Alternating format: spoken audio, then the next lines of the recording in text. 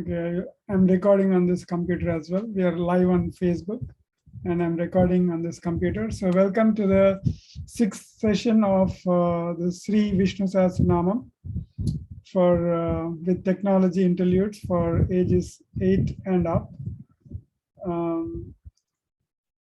So this is the sixth session, and in the last few sessions, we covered the story behind Vishnu Sahasranamam, particularly the questions that Yudhishtira asks Bheeshma. Right before he dies. Yeah, right, just before he dies. So not just before he dies. He's on the deathbed.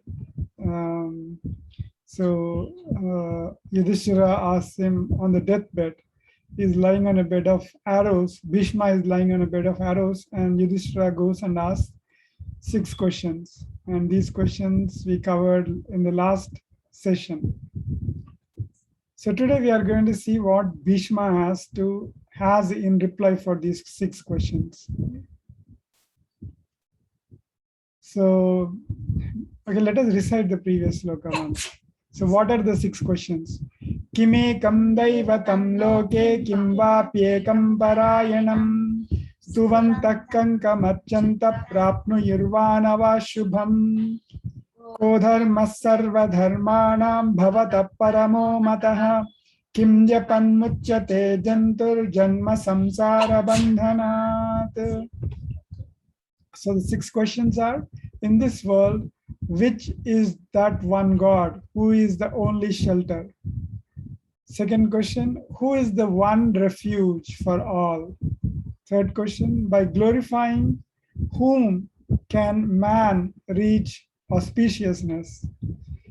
By worshipping whom? The fourth question is, by worshipping whom can a man reach auspicious? The previous one was peace and prosperity, and this one is auspiciousness. Then the fifth question is, what, in your opinion, is the greatest dharma? The sixth and the last question is, by doing japa of what can creatures go beyond the bonds of samsara? Those were the 6 questions. So what is your guess? Bheeshma is going to answer these questions in the same order or in a different order. So which question is he going to choose first? I don't know which question he's going to choose first, but I think he'll answer them all in a way so that they somehow connect to each other, like a story almost. Yeah, so that is the greatness, right? He's on deathbed, he's on bed of arrows, but he remembers all the 6 questions and he answers them somewhat logically. So he doesn't just start with question 1, but he starts with question 3 actually. So what was the question 3? By glorifying which God? Stuvantam nityam praapnuyuh maanavah subham. So by glorifying whom can a man achieve auspiciousness?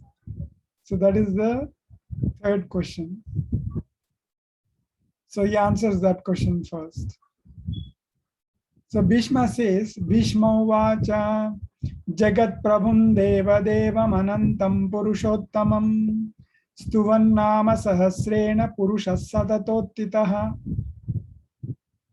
So Bheeshma uvacha means said, right? Jagat, what does Jagat mean? The world. Prabhuṁ. Prabhu means the Lord. Prabhu in general means Lord. Prabhuṁ Vishwanādam, Vibhum Vishwanādam. Anyway, so Jagat Prabhuṁ means the Lord of the world. Devadevam. The gods of all gods. The God of all gods. The God of all gods. Anantam. Ananta means happiness or endless? Ananda is happiness. Anantam is Endless. endless, infinite. Purusha Uttamam. Purusha is a man or best. Yeah, Uttama means the best. So the best person. Stuvan Nama, Nama is name. name. Stuvan, Stuti, Stuvan, praise. Stuva means praise. Stuvan means praise. Sahasrena, 1,000. yeah. So Nama Sahasrena means 1,000 names. Stuva praise. means, yeah, praise. Purusha, The best. Satata.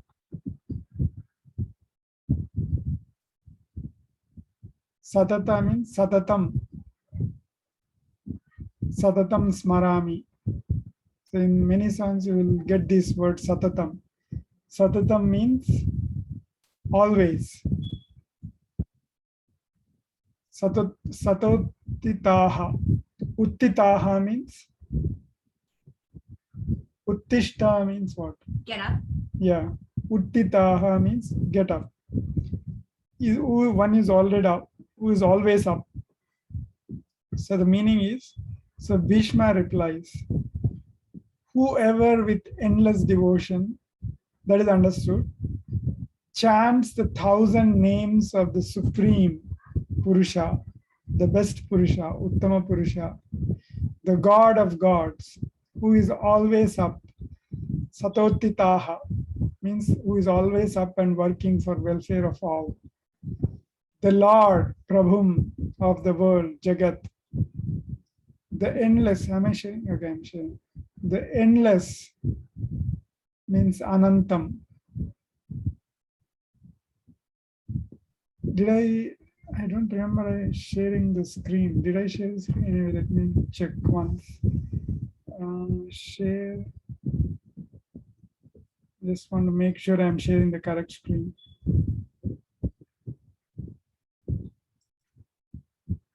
So, so working for the welfare of all, the Lord, prabhuṁ of the world, Jagat, the endless, Anantam. And who is he? He is Sri Mahavishnu.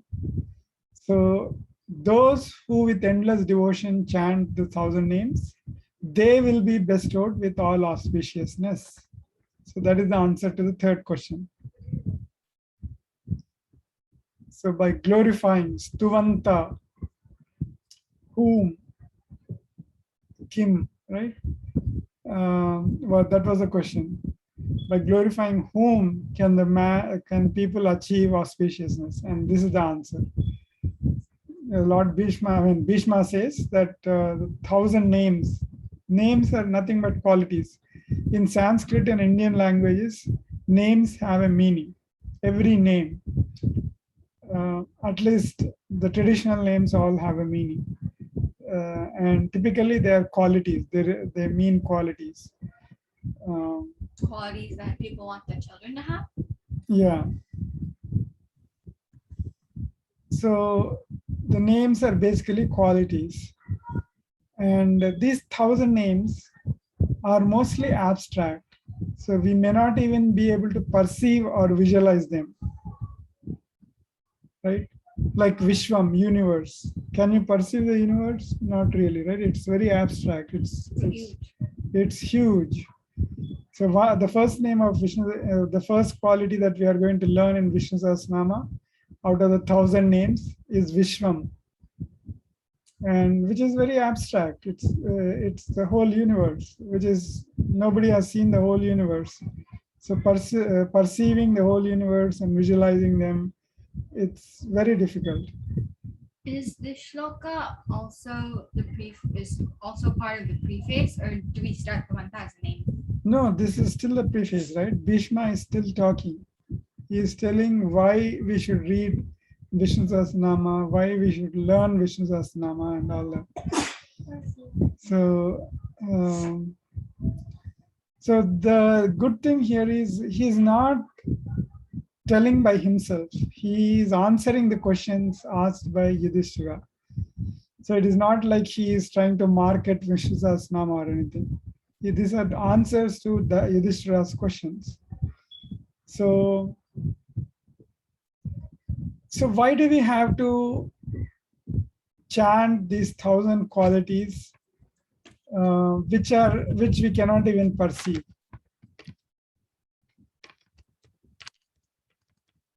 Why do you think? Of course, Bheeshma is saying that, but is that the only reason we need to do that? Well, if we chant these, and you know how each sloka in Sanskrit has a deeper meaning, we might actually be able to understand the concepts that we say or we praise Lord Vishnu with better. So it helps us along with praising the Lord.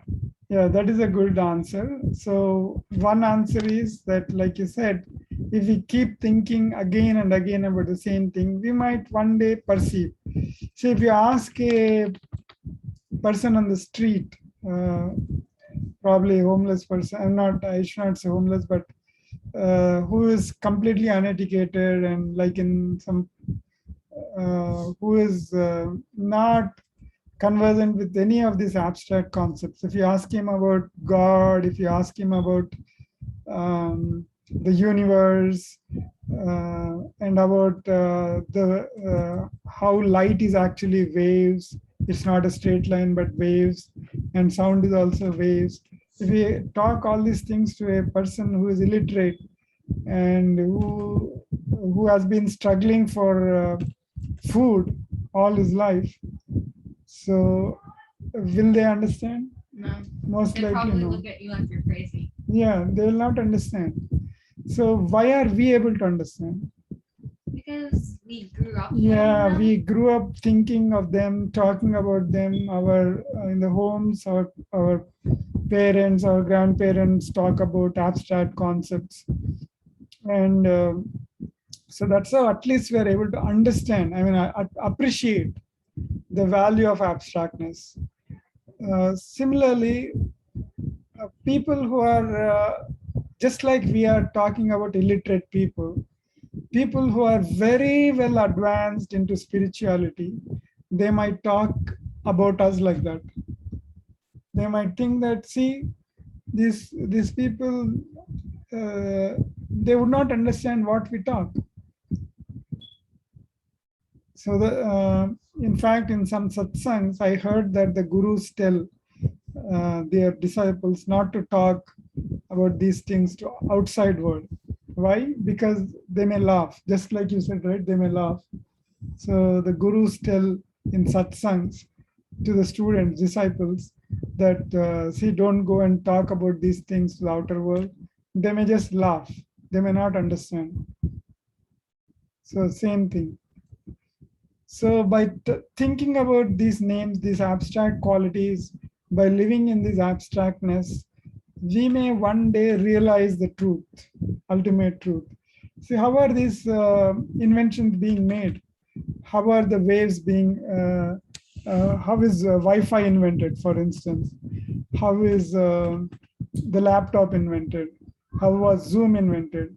You keep on thinking about the problem and the solution. You keep on thinking about the problem and solution, and one day you will realize the truth. That is what is called as research. In research, what you do is you keep on thinking about one thing seriously until you find a solution. It is like beating the problem to death. So that's what probably Bheeshma is also referring to. So in fact, Buddha said, mind is everything. What you think, you become. That's what Buddha said. So what we think, we become. So if we think a lot about research, then we become researchers. If we think about students most of the time, how to teach the students, we become good teachers. If we think a lot about nonsensical things like what's going on in the TV and what is the next show that you're going to watch, then you become a TV addict. If you do not do anything, you just sit in front of the TV completely idling, I mean, don't even have a plan of watching any shows. You just keep flipping the channels here and there and just keep watching some dumb shows. It is idling. So what will you become? You become a couch potato. So there's a lot of truth in what Buddha said. The mind is everything. What you think, you become. So if you think about the 1,000 names of the God, 1,000 qualities of the God, you slowly start becoming, imbibing those qualities, right?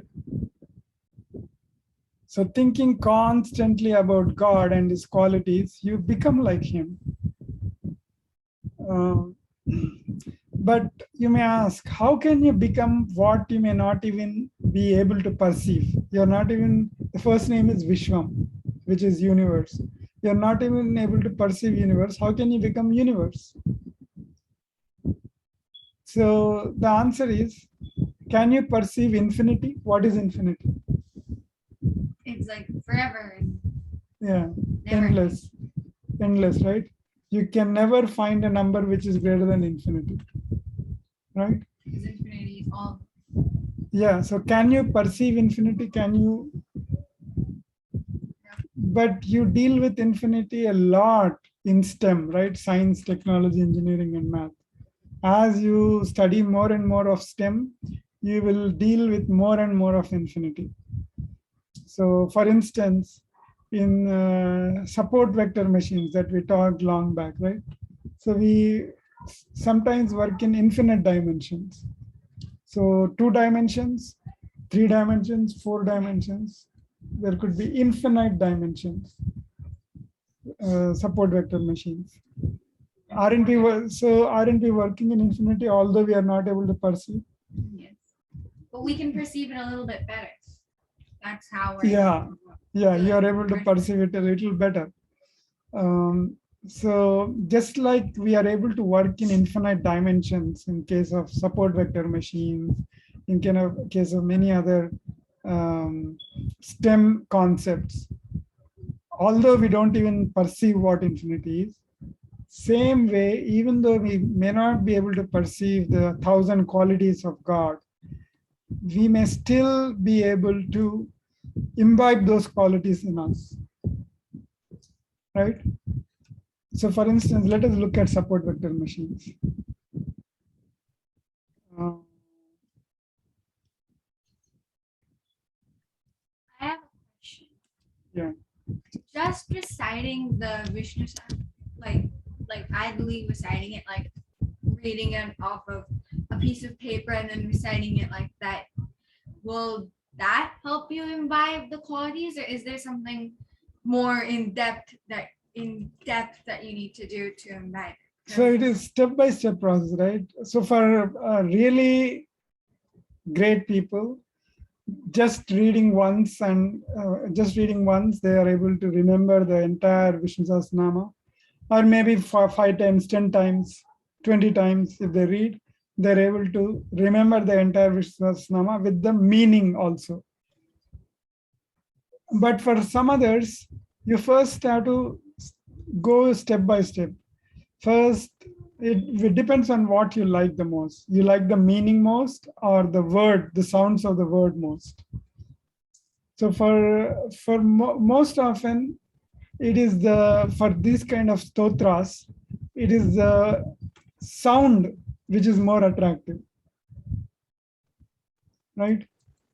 Vishvam Vishnur Vashatkaro Bhuta Bhavya Bhavat Prabhu is much easier to listen, repeat, understand than universe, something that is not null, which is Vishnu. Vishwam is universe. Not nothing. Vishnu is not nothing. Vishwam Vishnu Vashatkaro means the ending of offerings to the homa. Vashatkara is what you say when you offer food to the homa. So yeah, if you remember, is it easier to remember the first sounds? Yeah, the sounds are much more easier, right? So it depends. For some, the meaning is more easier. For some, this is more easier. I think in general, for people, I think sound is more easier. So you start with the sounds. So you start with the sounds, try to memorize the entire Vishnu Sahasranamam and start digging into the meaning. That is what I did. So I first by-hearted, memorized the Vishnu Sahasranamam, and then I started digging into the meanings. The other way is like what we are doing, right? We take one sloka in the Vishnu Sahasranamam, cover it in detail, and the meaning and the words and all that, and then relate it to what we already know, right? And so that is the other way of knowing something, right? So it all depends, but the suggested way is, because we are anyway doing this, the suggested way is, ours is a very long process. There are at least 150 slokas in Vishnu Sahasranamam, and we are covering one sloka in a month. So that means 150 months. 150 months is how many years? 10 years or something, right? Oh, Month. So 10 years, more than 10 years. So we may never be able to complete the entire Vishnu Sahasranamam. The purpose of doing this still is for us to understand as many slokas as possible in their entirety. Maybe we by God's grace, we will be able to complete it in entirety, even if it takes like 12 years, 13 years maybe. But yeah, at least we are attempting. That's one thing.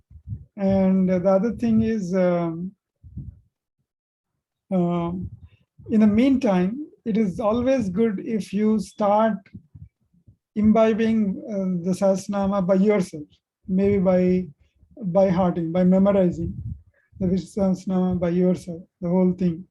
It doesn't take too long, too difficult, and it's not too difficult also. About 7 to 8 times, or maybe 10 to 15 times, you read it, you will probably pick up almost 60 to 70% of the Vishnu Sahasranama. Right? How did you learn the slokas for Bhagavad Gita and all that? How many times did you have to repeat? Slowly it came down to 5 minutes. 5 minutes per sloka.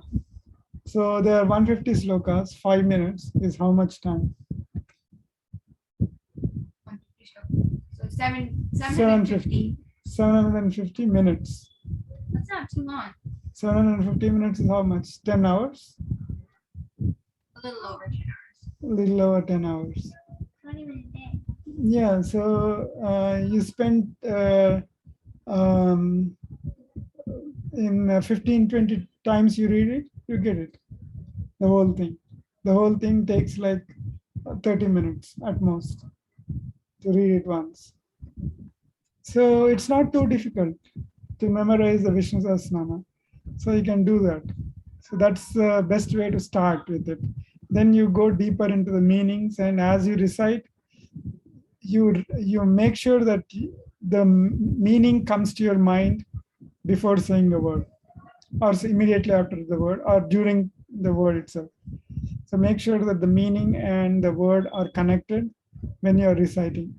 Vakardha iva samtruptau. Right? So vak and ardha, word and the meaning should go together. So if you do that, you'll slowly start thinking. When your mind is idle, like when you are drinking water, when you are walking somewhere, your mind, instead of wandering here and there, it will start thinking about the qualities of God, the 1,000 qualities. So that's how you improve. Okay, now this support vector machines, right? I told you that support vector machines use infinite dimensions. Do you remember support vector machines? Yes. It's when you have a bunch of data points and then you have another point which is not defined as one or the other quality based on how many dimensions there are. That's how many qualities you can measure by. So if it's two-dimensional, then you can measure two qualities. For example, height and weight. And you'll have a bunch of points, and then you'll have one point that isn't defined as either of the categories.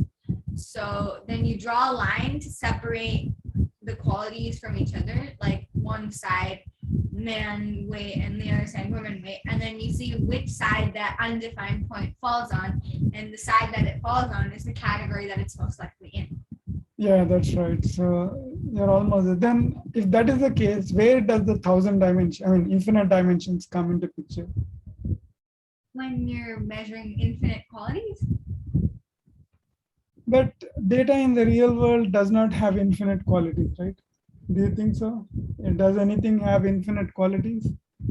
Infinite features? No, right? Then how come infinite dimensions? So like you said, suppose we want to,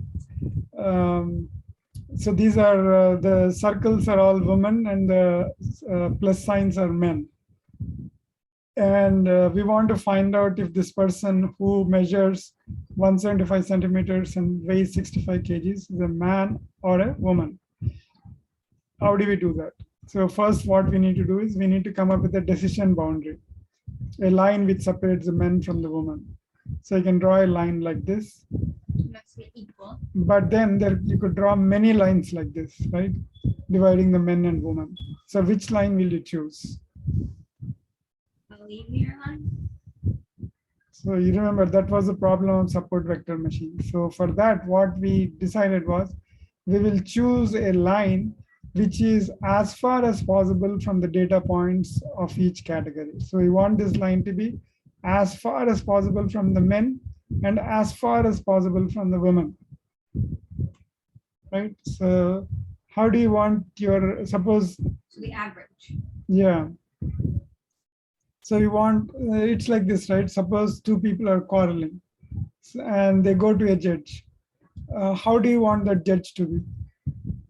Do you want the judge to be closer to one side and not the other? No, we want them to be As, impartial. yeah, as distant as possible from both sides, right? So that's what the support vector machines does. It tries to find a boundary which is most distant from both the sides. So it's kind of equidistant from both the sides. And how do you find the distance between both the sides? By using support vectors. So these are like support vectors, which are in the border of the data points, and we draw margins through the support vectors. So that's how we find the margins, and the line dividing the margin is the decision boundary, because it's equidistance from this side and that side as well, right? So that's what we did for support vector machines. So basically we found the margin, and we made sure that the margin is the maximum margin by using the support vectors. So these data points are actually vectors. They're called vectors because they have magnitude and direction, right? So we came up with this maximum margin and did this. But what if the points are spread all over? I mean, it's not so straightforward, right? Like you cannot come up with a line like this all the time. There could be women weighing more than men. There could be men weighing less than women. There could be heights also. It's not linear, right? It's not, you cannot always come up with a line. There could be some circles here. There could be some pluses here. Especially so when both of the features don't correlate. Yeah, right. When the features are not correlated, then you might end up in data which cannot be separated by a line. So when data cannot be separated by a line, what do you call it? Non-linear? Non-linear. That's right. So non-linear data cannot be separated by a single hyperplane. Is a hyperplane line? Yeah, in in 2 dimensions like this, it's called a straight line, right? You all know that. But if it is 3 dimensions, it's called a plane. Did you study about planes in your So why? in geography? Did you study geography? Planes, You know, plateaus, yeah, we learned about those. and Plateaus, the ones that are like tabletops, tabletops. valleys, and then Yeah. plains. Yeah, we So studied. plane. Did you study about planes Yeah, also? third or fourth grade. Yeah. So hyperplane. So in 3 dimensions, it's called a plane, which is smooth, it's a straight surface. If it is a straight surface, it's called a plane in 3 dimensions. If it is 4 dimensions, it's called a hyperplane. 4 dimensions and above. So we cannot imagine, right? We cannot visualize. It's very hard. So that's why we call it hyperplane, something more than a plane, which is in 4 dimensions.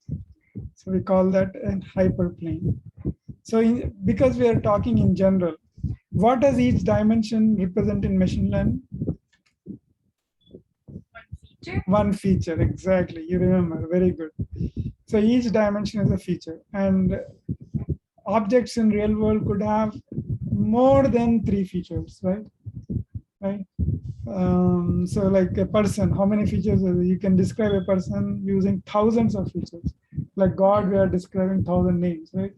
Like that, you can come up with several features for the real world entities. So you cannot just be satisfied with 3 dimensions. You have to deal with more dimensions than 3, typically, right? But not infinite, right?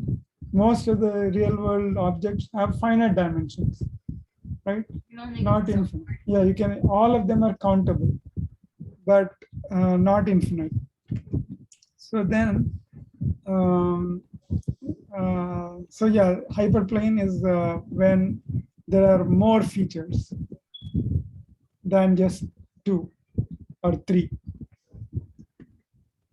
So now going back to our problem, non-linear support vector machines. So what do you do in case of 2 dimensions or 3 dimensions? We could nicely, or even more than 3 dimensions, we could nicely come up with a plane like this, which is the data could be separated out. But what if the data is like this? Yeah, the pluses are all inside and the circles are all outside. But then wouldn't the lines have to be on the middle too? So the line would be, average. Yeah, the separating line would look something like this. So what do you do? Well, it would be the same thing, except the lines. We could apply the same thing, except we would have to do many lines instead of just one long line. Yeah, very good. That's a very good observation that you made. So we can come up with a line like this, like this, like this, like this, right? Like that. So that is what is done in neural networks. Remember the brain type of networks? So that one, that is exactly what it does. Makes a bunch of small lines. Yeah, it makes a bunch of small lines to come up with this kind of a nonlinear boundary. See, you're almost there. You're understanding machine learning very well. But there is another way. What is the other way? Support vector machines use a different way of doing it. So take an example, right? What do we do when our apartment or home gets noisy and we can't work? We go somewhere quiet. We go somewhere quiet, and typically that is a library. That's what students do. So in the dorm, if the other students are making noise, I mean, dorm students live together, right? Yeah. Once you go out, if the other students are noisy, it becomes noisy, they're shouting, then the student simply goes to the library and spends working in the library, spends time working in the library. So we go to the library, which is more spacious and quieter as well, right? So that's what we do. So when we can't work in certain things, we go to a better place, right? Like in this case, we are not able to solve in this space, so we go to better. Now, What if there was a trick that could transport you from the three-dimensional world to a space with infinite dimensions? We'd be very confused, or at least I would be very confused, because I can't understand how anything more than 3D would even look or feel. Yeah, it is very hard to understand. But if three dimensions themselves if going from the apartment to a library can give you so much comfort, imagine going to even big space. When there are infinite dimensions, it expands, right? So this in 2 dimensions, you draw a line. There's no depth. It's only length. Yeah, in 3 dimensions, it becomes a wall. In the blueprint, when you plan for the building, how do you represent a wall? By a straight line, just a line, or maybe a couple of lines. And that same 2 lines becomes an entire wall, very big wall, right? So as you increase the dimensions, your space increases, your comfort level increases, right? Why do people want bigger and bigger homes? For comfort. So what if there was a trick that could transport you from this 3-dimensional world? We are living in 3 dimensions, right? What if it could transport us from 3 dimensions to a space with infinite dimensions? Then we'd have infinite space. Yeah, we would have infinite space. And this was done long back by what is called as the Indian rope trick. Did you hear about this Indian rope trick? It was long back. Actually, when I was small, they used to say that there is a magician called P.C. Sorkar. He was able to do this Indian rope trick, it seems. That's what people used to say. I'm not very sure. But I was very small that time. I was even... The one where they cut the rope and then make it turn back? No. So what happens is, there's a person, there are 2 people actually. So they call it East Indian rope trick. World's most famous illusion, first time out in India. So what they do is, see how the people are in India in olden days. So they used to wear just the loin cloth and then the headgear, that's it. So 2 people perform the rope trick. So there is a smoke pot, and then there is a rope beside it. And this magician, he throws the rope up like that. And it stays there. And what is more interesting is, one guy climbs up the rope as if it's like a stick. And what is even more interesting is, when the person reaches the end of the rope, he disappears into infinite dimensions. He just disappears. So you can read here. The classic version, the rope seems to rise high into the sky, disappearing from the view. So even the end of the rope is not seen. The boy climbs the rope and is lost to view. That's it. Once he reaches the end, he is not. Then the magician calls to the boy and feigns anger upon receiving no response. The magician arms himself with a knife or sword, climbs the rope, and vanishes as well. An argument is heard, and then human limbs. Anyway, that is all the thing. So the interesting thing is, the rope stands erect, and people are able to climb up the rope and disappear into the thin air. That's called the rope trick, famous Indian rope trick. How they do it? Nobody knows. So How the magicians learn? What? huh? Wow. Yeah, that's called the Indian rope trick. Wait, and how did the magicians learn? Huh? Nobody told that. Only 1 or 2 people knew it. Yeah, just 1 or 2 people knew it. They used to say that somebody in my age also, I mean my time, when I was a small, even younger than you, there was a magician, famous magician called P.C. Sorkar. So they used to, like my dad, I remember said once that he did it. He did the Indian rope trick. I'm not very sure though. Like, performed it? Yeah, he performed Then it. how is he still alive?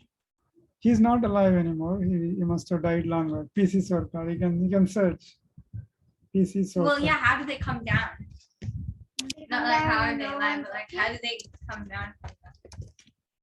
Do they come down and no one's looking? Yeah, they just climb down the rope. Do they just stand up there in the clouds waiting? But how do you stand on clouds? Yeah, on a rope. See, this is PC Sarkar, and he was born in 1913, and he died in 71. Oh, I was just 3 years old. I still remember. Anyway, that is strange. Maybe his son was also called PC Sarkar. I don't remember.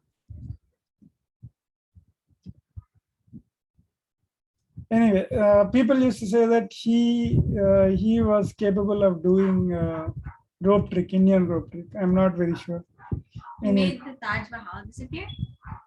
I'm not sure. How do you make the Like Taj Mahal? illusion? Did it say somewhere? Yeah, in the first page. Because there's a magician in American Western culture that made the Statue of Liberty disappear. Yeah, he was a famous magician. That much I know.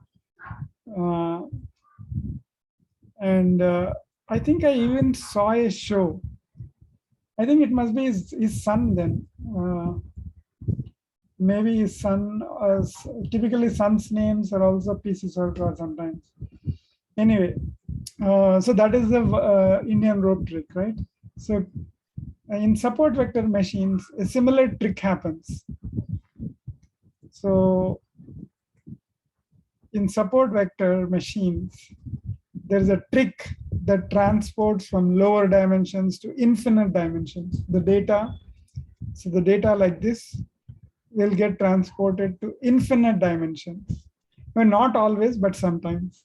It has a capability to transform these finite dimensions into infinite dimension, in infinite dimensional space.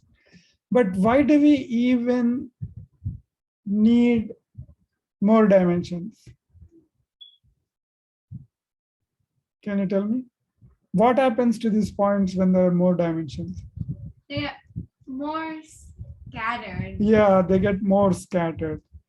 And when they are more scattered, it is easier to divide and rule, right? If a family is united, it is hard for a third person to come inside and break the family. So the breaking the family will happen only from inside, right? But no outsider can come. But if the family is scattered everywhere around, it is much easier to break the family. Like right? a bunch of sticks. One stick is easily Right. snappable by it, while a group Right. is nearly impossible. So if we export these points to bigger space, then the points become sparse and it's much more easier to divide. So let us look at it. So when this space is mapped to 3 dimensions, how does it look like? It looks like this. So the stars would go down the decision boundary, as you call it, in the middle, and the points will be at the top. The circles will be at the Wow, top. I didn't realize that the stars were below the dots. That's surprising. Yeah, so that's how they can become. So not only does it spread it out, it also gives it way more detailed. Yeah, Because now we can see more on what the position it's in. yeah. So when you look from the side, how does it look? So you see the stars on one side, the circles on the rings on the other side, and this decision boundary looks like a hyperplane. I mean, plane in 3 dimensions. Isn't that so? Oh, so now it's a line. So now So it's a that's line. what they do. That's what they do.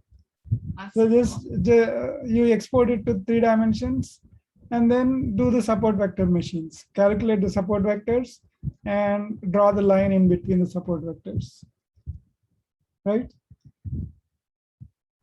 So here's an animation. Suppose these are the blue points outside and the red points inside. We want to come up with a Linear decision line. boundary. We want to come up with a decision boundary. How do we do that? We export it to 3 dimensions. What happens when you export it to 3 dimensions? It will look like this. right? The red points go to one side, the blue points go to the other side in the third dimension. And now you're able to easily separate them out, right? You can just cut them in the half. You can divide them more easily, right? Similarly, another. Well, what happens when they really are in the same place? See, like you see this one. So what do you mean in the same place? Like, what happens if they really are in the same line? Okay, look at this. So these are the blue points and these are the red points. So now in a two-dimensional, they look like this.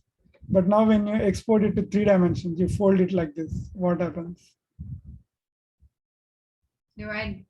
The blue points come to the bottom and the red points get scattered. Oh, Now then you- it's a simple line. Yeah, and then you have cut the blue points into the red points by using a plane. It's very, very, very simple. Right? It's simple, right? That's all. So that trick is called kernel trick. It's called the kernel trick. With a popcorn. Why is it called the kernel trick? Because what we do is, what is a kernel? A popcorn kernel, like a. Yeah, Yes. popcorn kernel. So what do you mean by a popcorn kernel? It's like a weirdly shaped piece of popcorn. Or It looks like corn, honestly. Right. Yeah. So kernel is basically something in the core, in the inside. yeah, Right. I don't know. Yeah, kernel is something inside. Oh wait, is it just like fried corn or something? Or No, hardened kernel in general sense also, right? Kernel in general sense means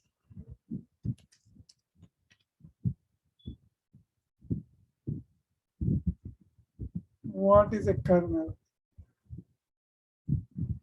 corn? Okay, kernel meaning, or rather, okay, let us look at. Yeah, food, kernel, food. Images. Let us look at the images. Oh, they're just the core pieces. The core. before popcorn. Exactly. Oh, I didn't know So they are like the insides. They're shaped just like corn. Kernel corn. Are they just corn? Like, but They are the Wait, how? inside piece. They are the inside piece. wait, how do they make kernels? You just, they're from corn. yeah. Yeah, what do they do to the corn? So They that's grow the, it. so kernel is basically something that is inside. Something that is kernel in general means something that is inside. All the images are for the core. Oh, this one, walnut. So this is the kernel of the walnut. The, What we eat is the kernel of the corn, and it's walnut. very sour at first. Yeah, Oh, it's in that hard nut shell thingy, right? yeah. The walnut itself looks very different, right? Walnut, once you break the walls, you get the nut, and that nut is called the kernel. So kernel, Is a kernel basically like a seed, a core? a core. See, walnut kernels broken bulk. So those are the kernels. But walnut itself looks different. Anyway, it's showing something else. Walnut. So is it like the seeds in a pomegranate and stuff like that? Yeah, so this is the walnut, right? Walnut looks like this. Yeah. And if you break the walls, you get the kernel. Is that why it's called the walnut? Yeah. So you get the kernel. So the kernel are the pieces that we eat. So kernel is something that's inside in general. The core part of anything is called a kernel. So this is called the kernel trick because the focus is on the core of the data. So what is the fundamental aspect? What is the core of the data here? In the You middle. know, now what is the core? I mean, when we do all this stuff, support vector machines, what is the core? What is the core thing about data that is helping us divide the classes? The features? The features, but what about the features? Whether they're What is the core aspect of the features that we are using?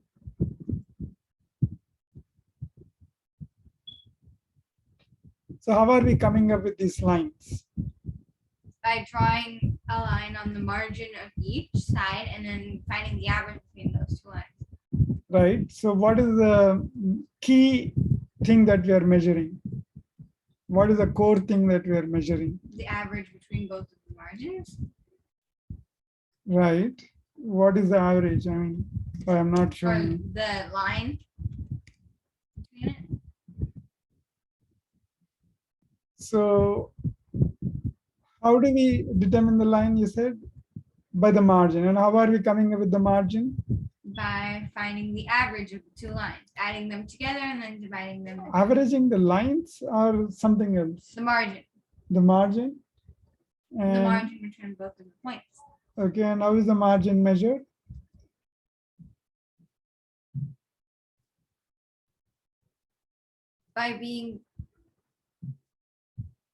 By touching Okay, as many what is points as basic? possible. What is margin basically?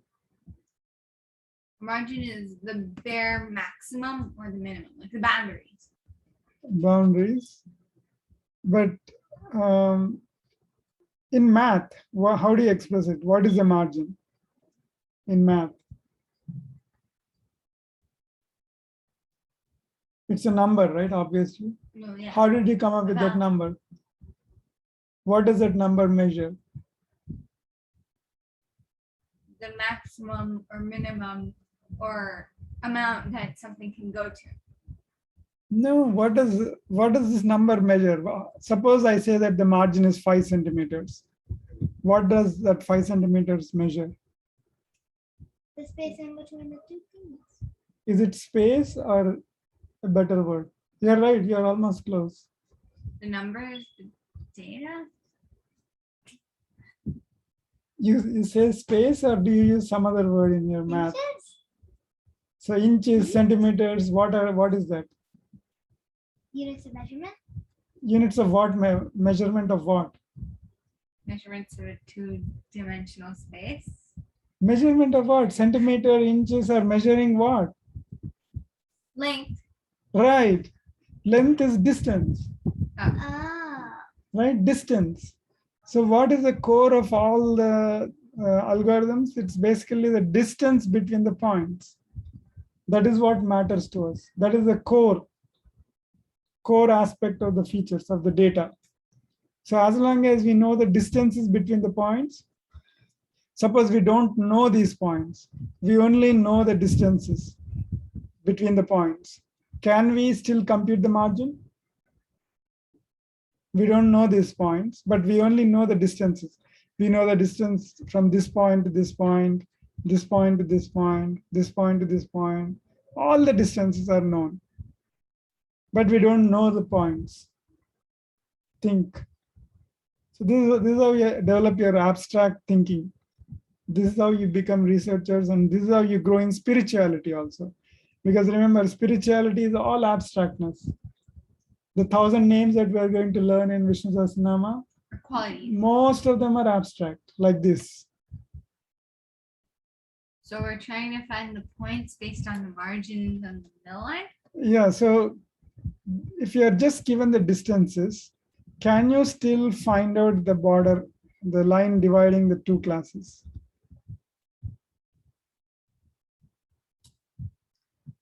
We're given the distances between the margins or the distances between the points. Points. So all distances between the points, this point to this point, this point, this point, this point, all the distances are Yeah. given to you. We can, can't we? Yeah, we can, right? All that matters is the distance between these two border points. So these two border points, right? That's what matters. Whether That's these how we find points are, margin. whether these points are this side, that side, any side, it doesn't matter as long as we know the distances, right? So the core aspect of the data is distances. And what does distance mean here? So like here, what does distance mean to you? Suppose this Distance means the difference between the weight and the size or height. so it kind of indicates how close the persons are with respect to weight and height, right? So if the points are close, they are very similar, right? If the points are distant, they're not very similar, right? Isn't that so? So the distance between points indicates the similarity of the points, right? You agree? So if we know the similarities, we don't really need the data. The core of the data is in the distances. So with nonlinear support vector machines, by just exporting this to 3 dimensions, by exporting this to 3 dimensions, we are able to clearly see both the classes. But suppose the data is even nonlinear. So it is like this, right? I should have brought that other slide. Okay, I can quickly show It it has to you. hardly any correlation at all. So I'll show you another point, another demonstration.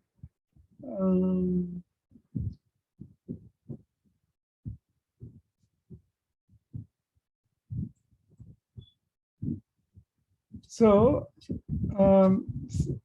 if the points are scattered everywhere around, there's no pattern at all, then what do you do? That is the question. Make an even more Right. Yeah. detailed line. Not did. Yeah. Exactly. See here. I will present a view. Like with even more small lines. So I'll show you something here. So you click on this. So this is a demo. This is a cool demo. Right? If you look at this, you can add points. You can add, see red, there are some red points and there are some green points. Right? You see that? There are 2 classes. And these are quite clear, right? This is somewhat there. There's a clear distinction between green and red points. So, but what if you add a point here? Suppose you add a green point here. How to add a green point here? It says here. If you want to add a red point, click. So add a red point, click. And if you want to add a green point, shift and click here, green point. So now, so the green point, because it is so close to the red points, it's becoming hard for the support vector machines to separate. So what you can do is you can increase C. As you increase the hyperparameter, it will learn to separate that single green point also. Now, is it possible? Basically increasing the number of pixels. No, it's called a hyperparameter. So so before even we get there, right?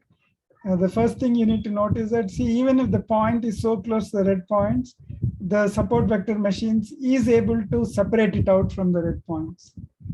Isn't that cool? And do you think this is possible by just exporting it to 2 dimensions? Suppose the points were like this in 2 dimensions. Now you export it to 3 dimensions. Will the points get separated out, the red and green? Most likely, yeah. But the distance is so close, right? So it's not possible to Because come now up. there's another factor that depends on the distance. Yeah. So what I mean to say is, you no longer have a nice boundary like this.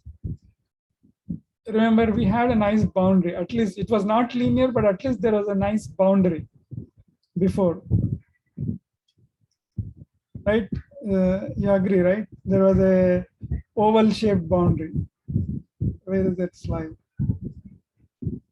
But the thing with making a bunch of boundaries isn't, since it's not linear at all, isn't there a very high chance that there was going to be some kind of outlier? See, it's like this. Suppose I add a ring here. When I export it to 3 dimensions, will I still get this kind of a nice separation? Because the ring is somewhere in the middle of this. Will you be able to get this kind of a nice separation? Obviously, no. So what do you have to do? You have to make several But in the demo, you have seen that it still could identify the green point.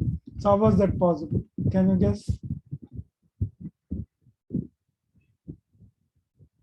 Because it had more pixels to identify with. That was made possible by exporting the data to infinite dimensions. So what we saw, the demo that we saw, see 3 dimensions, the points are nicely separated, right? But when you separate them out to infinite dimensions, where is that? Oh, it disappeared. So when you project the points to infinite dimensions, like this. So when you project the points to infinite dimensions, even these minute distances will get separated out. Don't you think so? In 2 dimensions, they are close. 3 dimensions, they are a little spread apart. 4 dimensions, they're even more spread apart. Infinite dimensions. It'll be super spread apart. And then you can find circles like this, small rounds like this. So it's basically like zooming in on Right, zooming in on the object. So it looks even more far. Right. And instead of drawing lines, it tries to draw circles. And how do the circles look like? They are not simple circles. The circles look like this. Why is that not? Anyway, the circles look like this. So the point, so suppose this is the point at the center. The closeness, the similarity of the points decreases as the distance increases.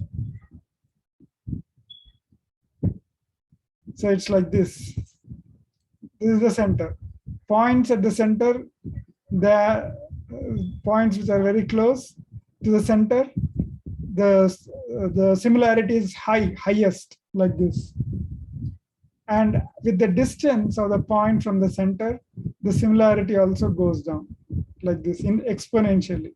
This is called exponential, taking to the power. So the distance will, with the distance, instead of the similarity reducing linearly, it will reduce exponentially, drastically, that means. So the demo that you saw in this, on that website, basically did that. It drew circles like this one for each point. And if there was a point, that is how it was able to make out even the point which was hidden between these 2 points, right?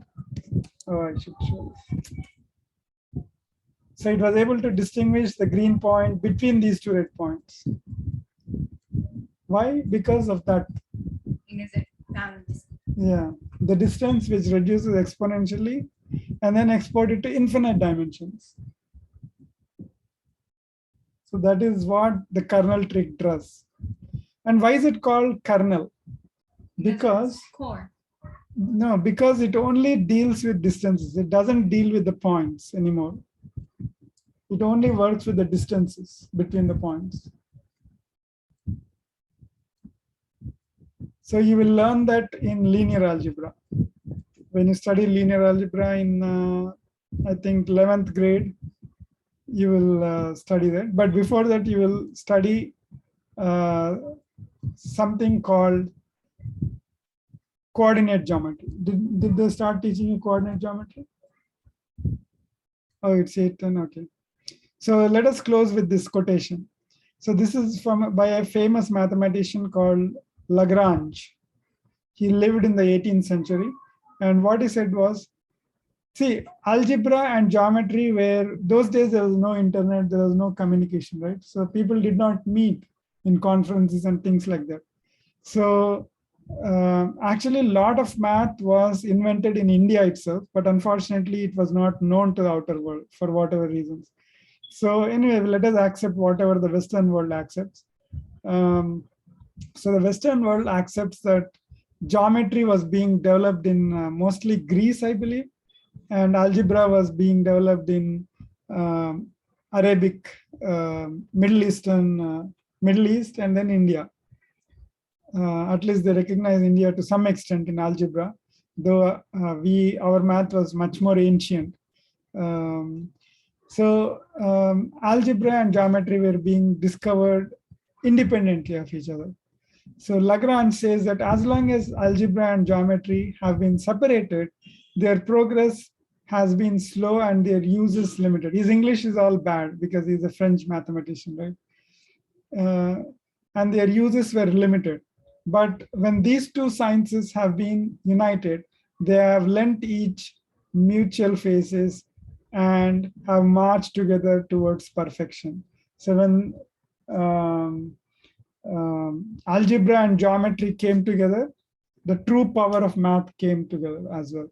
See, even today, for machine learning, artificial intelligence, for quantum computing, for quantum mechanics, for quantum physics, the core is linear algebra.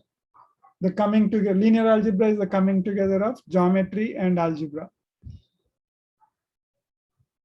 So see, the statement that Lagrange made in more than 200 years ago is now becoming true. Even today, we are using that word. Right? Okay. With that, let us end our session for today with our prayer. Asatoma sadgamaya tamasoma jyotirgamaya mrityunjaya amritangamaya. Om Shanti Shanti. Sarve jana sukhino bhavantu. Samasta sanmangalani santu. See you next week. Bye. Bye.